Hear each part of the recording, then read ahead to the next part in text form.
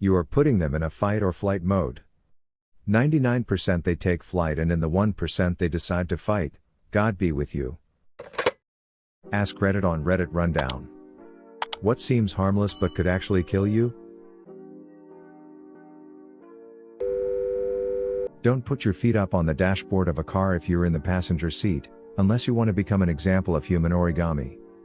Somebody replied, I'm an accident investigator and can confirm this.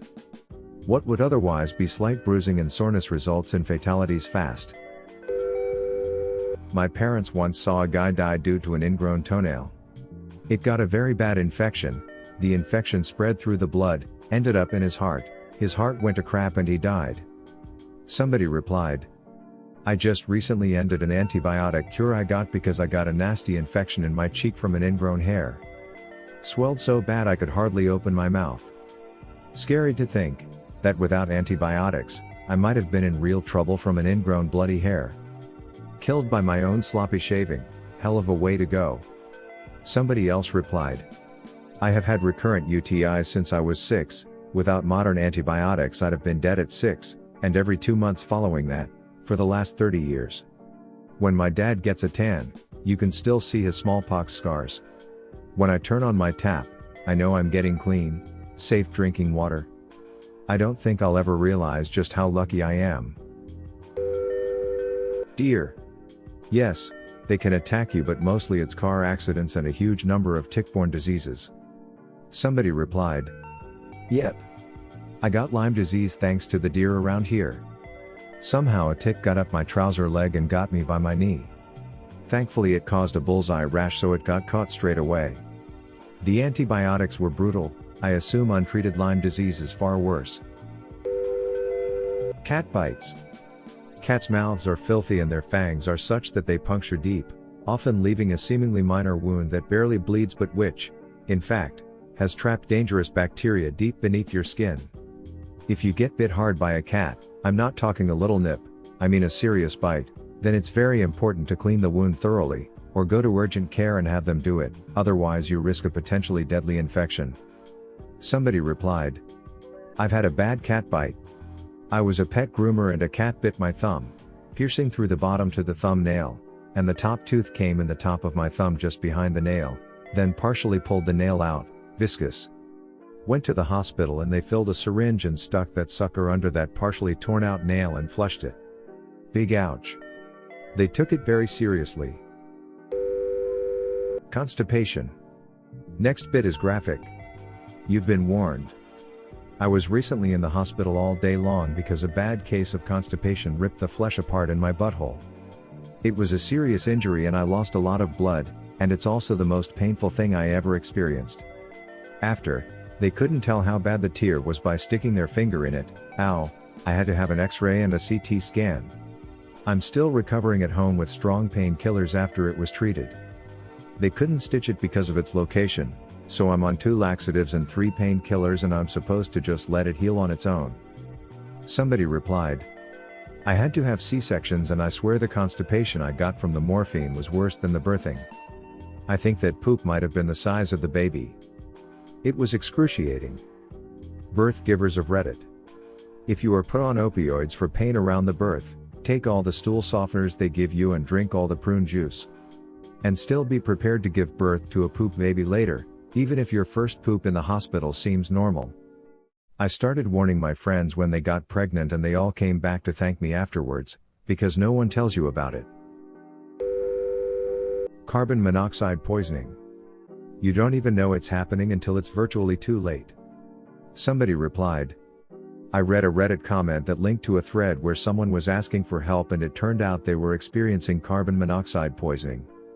This was right after I moved into a new, old place with old gas appliances. I bought a carbon monoxide meter and the first time I preheated the oven it set off the alarm.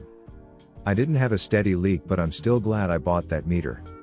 If I ever got drunk and fell asleep while preheating the oven, like one of my old roommates once did, I could have really been in trouble. Some mold on the wall. It can kill you. Somebody replied, I had an apartment that was growing black mold because of a leak. The junior apartment maintenance guy took a look, said it was mildew, and left. It wasn't mildew.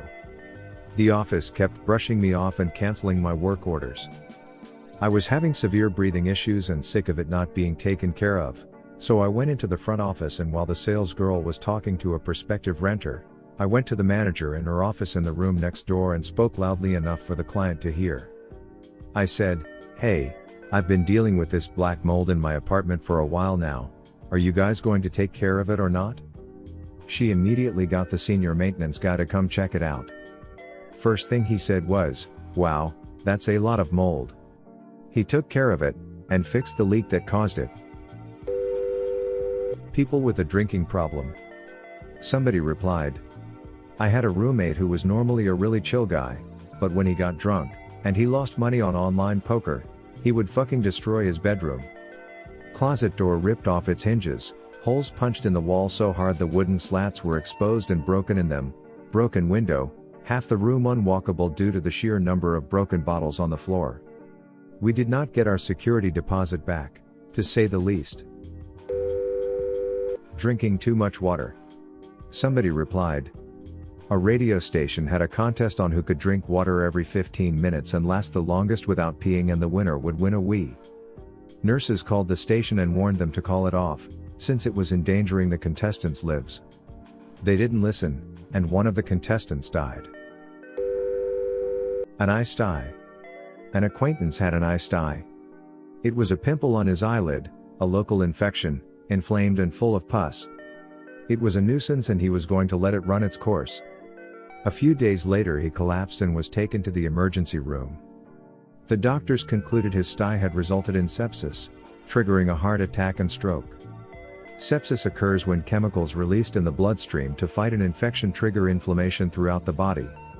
This can cause a cascade of changes that damage multiple organ systems, leading them to fail, sometimes resulting in paralysis or death. Fortunately, he survived his ordeal. Driving? I mean, we know it's potentially deadly, but nobody who ever died in a car accident assumed that this would be the day that they died. Driving is one of the most dangerous things we do statistically, and some people do it multiple times a day. My mum used to say, "You will crash, don't think you won't, you will crash, as assuredly as you breathe." It's very dangerous, but we put it out of our minds how dangerous it actually is, statistically, and in fact we often drive to relax. Any herbivores, just because they don't eat meat doesn't mean they won't attack you. In fact, you are putting them in a fight or flight mode. 99% they take flight, and in the 1% they decide to fight, God be with you. Carnivores have a tendency to kill you quickly by grabbing your neck, while herbivores will attack you again and again, leading to a slow, painful death, somebody replied. A buffalo is one of the two most dangerous creatures in Africa, the hippo being second. You can shoot or stab a big cat, but you're fucked if a buffalo and hippo come for you. Don't mix household cleaners. Most bleach is non-chlorinated, but chlorinated bleach mixed with basically anything else, hydrogen peroxide or ammonia bases, will create toxic gases that will quickly kill you. Boring scenery on the highway. I believe it's called highway hypnosis. You enter a trance-like state from staring at the same scenery. It produces similar effects as being sleepy or drunk. Drivers can lose awareness and find themselves driving miles without recollection. You will have a slower reaction time. Your brain may filter important info such as other cars, exits, or obstacles. Best thing is to engage your brain as much as possible during boring drives. Music, talking, podcasts, etc. Paracetamol.